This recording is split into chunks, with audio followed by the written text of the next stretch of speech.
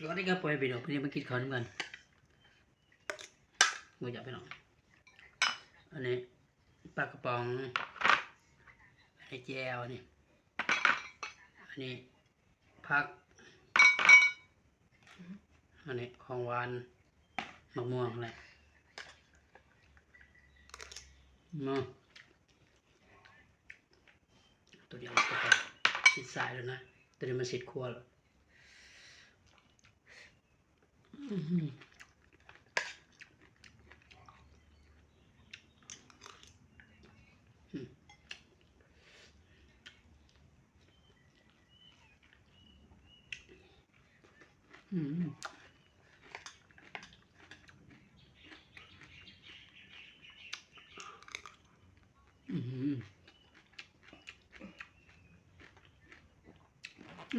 สมคักยังเลย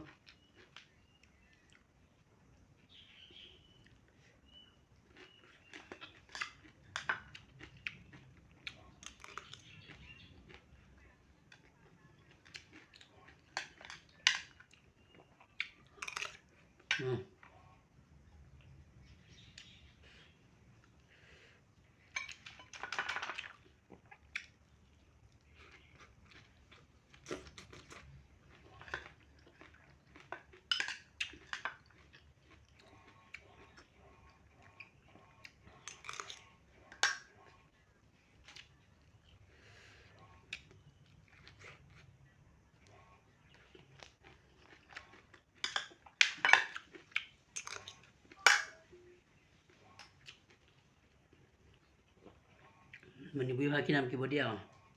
พวกครูทางนะเขายังของบุเอม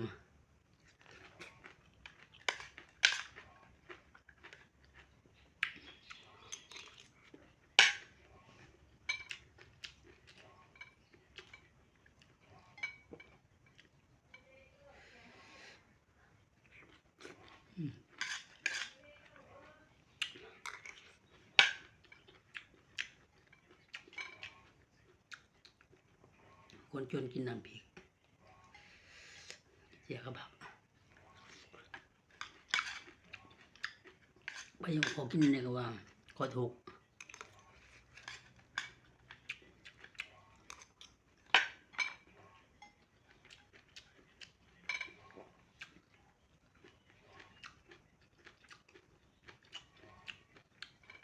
มาคำสุดท้ายคำอำลา